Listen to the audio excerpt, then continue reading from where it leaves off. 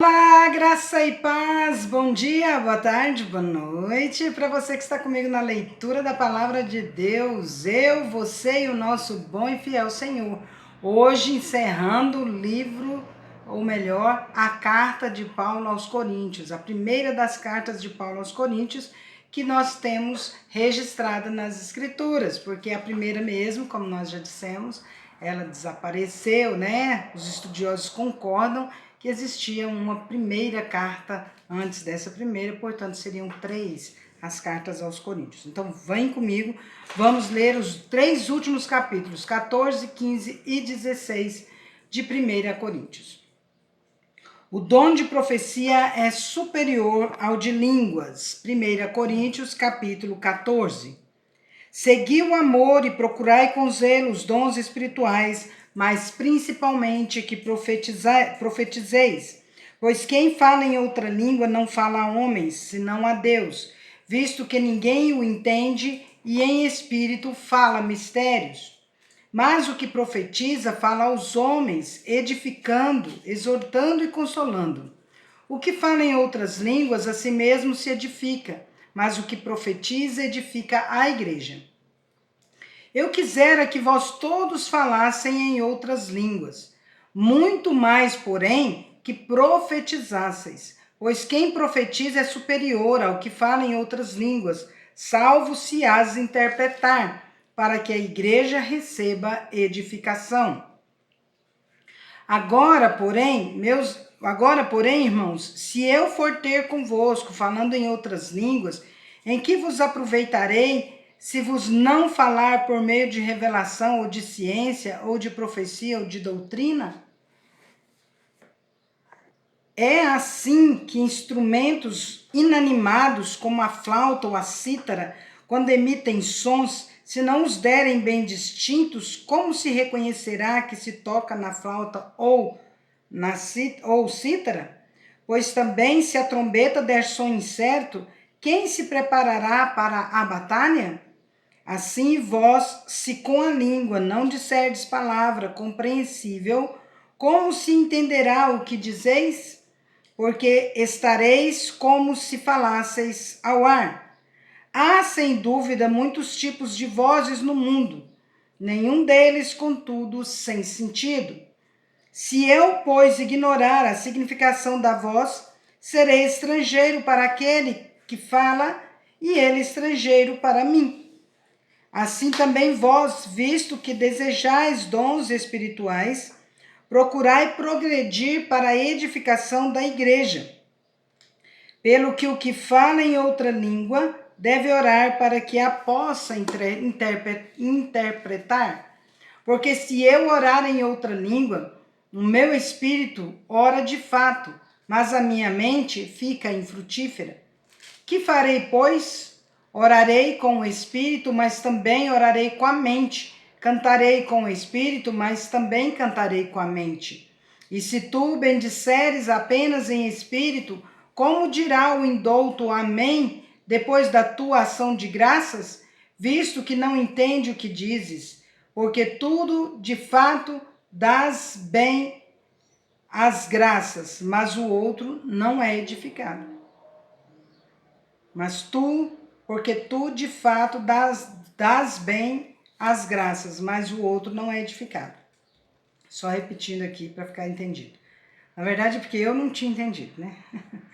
Dou graças a Deus porque falo em outras línguas, mais do que todos vós. Contudo, prefiro falar na igreja 5 palavras com o meu entendimento para instruir outros a falar 10.000 palavras em outra língua. Os dons em face dos visitantes na igreja. Irmãos, não sejais meninos no juízo, na malícia sim, sede crianças. Quanto ao juízo, sede homens amadurecidos. Na lei está escrito: falarei a este povo por homens de outras línguas e por lábios de outros povos, e nem assim me ouvirão, diz o Senhor.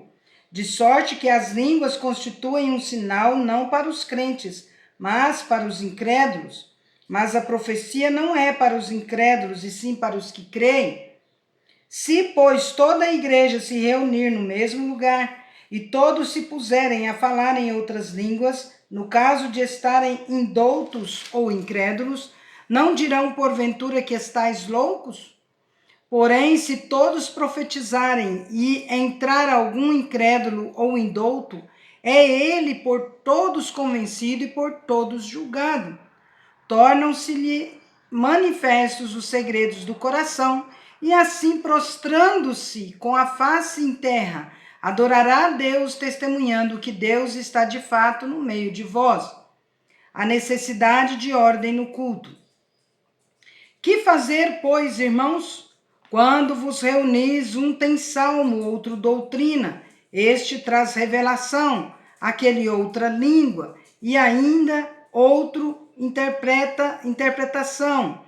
Seja tudo feito para edificação. No caso de alguém falar em outra língua, que não sejam mais do que 2, ou quanto muito 3, e isto sucessivamente, e haja quem interprete. Ou seja, né, só dando uma claridade aqui. Não falar todo mundo junto, que não dá para entender nada, né? Mas não havendo intérprete, fique calado na igreja, falando consigo mesmo e com Deus. Tratando-se de profetas, falem apenas 2 ou 3 e os outros julguem. Se, porém, vier revelação a outrem que esteja sentado, cale-se o primeiro. Porque todos podereis profetizar um após outro, para todos aprenderem e serem consolados. Os espíritos dos profetas estão sujeitos aos próprios profetas, porque Deus não é de confusão e sim de paz, como em todas as igrejas dos santos. Conservem-se as mulheres caladas nas igrejas, porque não lhes é permitido falar, mas estejam submissas como também a lei o determina. Se, porém, querem aprender alguma coisa, interroguem em casa seu próprio marido, porque para a mulher é vergonhoso falar na igreja. Porventura a palavra de Deus se originou no meio de vós, ou veio ela exclusivamente para vós outros? Se alguém se considera profeta ou espiritual, reconheça ser mandamento do Senhor que vos escrevo. E se alguém o ignorar, será ignorado. Portanto, meus irmãos, procurai com zelo o dom de profetizar, e não proibais o falar em outras línguas. Tudo, porém, seja feito com decência e ordem. A ressurreição de Cristo, penhor da nossa ressurreição. 1 Coríntios capítulo 15. Irmãos, venho lembrar-vos do evangelho que vos anunciei, o qual recebestes e no qual ainda perseverais. Por ele também sois salvos, se retiverdes a palavra tal como vô-la preguei, a menos que tenhais crido em vão. Antes de tudo vos entreguei o que também recebi, que Cristo morreu pelos nossos pecados segundo as Escrituras, e que foi sepultado e ressuscitou ao terceiro dia segundo as Escrituras. E apareceu a Cefas e depois aos 12. Depois foi visto por mais de 500 irmãos de uma só vez, dos quais a maioria sobrevive até agora, porém alguns já dormem. Depois foi visto por Tiago, mais tarde por todos os apóstolos, e afinal, depois de todos, foi visto também por mim, como por um nascido fora do tempo. Porque eu sou o menor dos apóstolos, que mesmo não sou digno de ser chamado apóstolo, pois persegui a igreja de Deus. Mas pela graça de Deus sou o que sou, e a sua graça que me foi concedida não se tornou vã. Antes trabalhei muito mais do que todos eles. Todavia não eu, mas a graça de Deus comigo. Portanto, seja eu ou sejam eles, assim pregamos e assim crestes. Ora, se é corrente pregar-se que Cristo ressuscitou dentre os mortos, como, pois, afirmam alguns dentre vós que não há ressurreição de mortos? E se não há ressurreição de mortos, então Cristo não ressuscitou. E se Cristo não ressuscitou, é vã a nossa pregação e vã a vossa fé. E somos tidos por falsas testemunhas de Deus, porque temos asseverado contra Deus que ele ressuscitou a Cristo, ao qual ele não ressuscitou, se é certo que os mortos não ressuscitam. Porque se os mortos não ressuscitam, também Cristo não ressuscitou. E se Cristo não ressuscitou, é vã a vossa fé e ainda permaneceis nos vossos pecados. E ainda mais, os que dormiram em Cristo pereceram. Se a nossa esperança em Cristo se limita apenas a esta vida, somos os mais infelizes de todos os homens. Cristo, as primícias dos que dormem. Mas, de fato, Cristo ressuscitou dentre os mortos, sendo ele as primícias dos que dormem. Visto que a morte veio por um homem, também por um homem veio a ressurreição dos mortos. Porque assim como em Adão todos morrem, assim também todos são vivificados em Cristo. Cada um, porém, por sua própria ordem. Cristo, as primícias, depois os que são de Cristo na sua vinda. E então virá o fim, quando ele entregar o reino ao Deus e Pai, quando houver destruído todo o principado, bem como toda potestade e poder. E porque convém que ele reine até que haja posto todos os inimigos debaixo dos pés. O último inimigo a ser destruído é a morte. Porque todas as coisas sujeitou debaixo dos pés. E quando diz que todas as coisas lhe estão sujeitas, certamente exclui aquele que tudo lhe subordinou.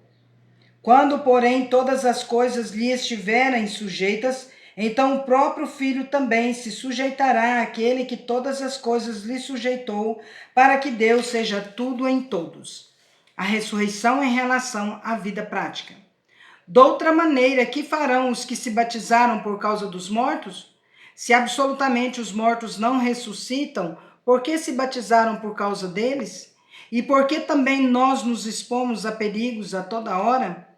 Dia após dia morro. Eu o protesto, irmãos, pela glória que tenho em vós outros em Cristo Jesus, nosso Senhor. Se como homem lutei em Éfeso com feras, que me aproveita isso? Se os mortos não ressuscitam, comamos e bebamos, que amanhã morreremos.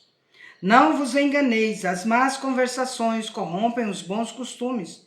Tornai-vos à sobriedade como é justo, e não pequeis, porque alguns ainda não têm conhecimento de Deus. Isto digo para vergonha vossa. Os ressuscitados terão corpo, mas alguém dirá: como ressuscitam os mortos? E em que corpo vêm? Insensato! O que semeias não nasce se primeiro não morrer. E quando semeias, não semeias o corpo que há de ser, mas o simples grão como de trigo ou de qualquer outra semente. Mas Deus lhe dá corpo como lhe aprouve dar, e a cada uma das sementes o seu corpo apropriado. Nem toda a carne é a mesma, porém uma é a carne dos homens, outra dos animais, outra das aves e outra dos peixes. Também há corpos celestiais e corpos terrestres, e sem dúvida uma é a glória dos celestiais e outra dos terrestres. Uma é a glória do sol, outra a glória da lua e outra das estrelas, porque até entre estrela e estrela há diferenças de esplendor. Pois assim também é a ressurreição dos mortos. Semeia-se o corpo na corrupção, ressuscita na incorrupção. Semeia-se em desonra, ressuscita-se em glória. Semeia-se em fraqueza, ressuscita-se em poder. Semeia-se corpo natural, ressuscita corpo espiritual. Se há corpo natural, há também corpo espiritual. Pois assim está escrito: o primeiro homem, Adão, foi feito alma vivente. O último Adão, porém, é espírito vivificante. Mas não é primeiro o espiritual, e sim o natural, depois o espiritual. O primeiro homem formado da terra é terreno, o segundo homem é do céu. Como foi o primeiro homem, o terreno, tais são todos os demais homens terrenos. E como é o homem celestial, tais também os celestiais. E assim como trouxemos a imagem do que é terreno, devemos trazer também a imagem do celestial. Os vivos serão transformados. Isto afirma, irmãos, que a carne e o sangue não podem herdar o reino de Deus, nem a corrupção herdar a incorrupção. Eis que vos digo um mistério: nem todos dormiremos, mas transformados seremos todos, num momento, num abrir e fechar de olhos, ao ressoar da última trombeta. A trombeta soará. Os mortos ressuscitarão incorruptíveis e nós seremos transformados. A expectativa de Paulo era que Cristo voltasse ainda ele vivo, né? Porque é necessário que este corpo corruptível se revista da incorruptibilidade e que o corpo mortal se revista da imortalidade. E quando este corpo corruptível se revestir de incorruptibilidade e o que é mortal se revestir de imortalidade, então se cumprirá a palavra que está escrita: tragada foi a morte pela vitória. Onde está, ó morte, a tua vitória? Onde está, ó morte, o teu aguilhão? O aguilhão da morte é o pecado, e a força do pecado é a lei. Graças a Deus que nos dá a vitória por intermédio de nosso Senhor Jesus Cristo. Portanto, meus amados irmãos, sede firmes, inabaláveis e sempre abundantes na obra do Senhor, sabendo que no Senhor o vosso trabalho não é vão. Acerca da coleta para os necessitados da Judéia. 1 Coríntios capítulo 16. Quanto à coleta para os santos, fazei vós também como ordenei às igrejas da Galácia. No primeiro dia da semana, cada um de vós ponha de parte em casa conforme a sua prosperidade e vá juntando para que se não façam coletas quando eu for. E quando tiver chegado, enviarei, para que se não faça, tá certo. E quando tiver chegado, enviarei com cartas para levarem as vossas dádivas a Jerusalém, aqueles que aprovardes. Se convier que eu também vá, eles irão comigo. Irei ter convosco por ocasião da minha passagem pela Macedônia, porque devo percorrer a Macedônia. Isso são os projetos de Paulo já. E bem pode ser que convosco me demore ou mesmo passe o inverno, para que me encaminheis na viagem que eu tenha de fazer, porque não quero agora ver-vos apenas de passagem, pois espero permanecer convosco algum tempo, se o Senhor o permitir. Ficarei, porém, em Éfeso até o Pentecostes, porque uma porta grande e oportuna para o trabalho se me abriu, e há muitos adversários. Acerca de Timóteo e Apolo. E se Timóteo for, vede que esteja sem receio entre vós, porque trabalha na obra do Senhor, como também eu. Ninguém, pois, o despreze, mas encaminhai-o em paz para que venha ter comigo, visto que o espero com os irmãos. Acerca do irmão Apolo, muito lhe tenho recomendado que fosse ter convosco em companhia dos irmãos, mas de modo algum era vontade dele ir agora. Irá, porém, quando se lhe deparar boa oportunidade. As exortações finais. Sede vigilantes, permanecei firmes na fé, portai-vos varonilmente, fortalecei-vos. Todos os vossos atos sejam feitos com amor. Estéfanas, Fortunato e Acaio. E agora, irmãos, eu vos peço o seguinte: sabeis que a casa de Estéfanas são as primícias da Acaia, e que se consagraram ao serviço dos santos, que também vos sujeiteis a esses tais, como também a todo aquele que é cooperador e obreiro. Alegro-me com a vinda de Estéfanas e de Fortunato e de Acaio, porque estes supriram o que da vossa parte faltava, porque trouxeram refrigério ao meu espírito e ao vosso. Reconhecei, pois, a homens como este. Saudações e a bênção. As igrejas da Ásia vos saúdam, no Senhor.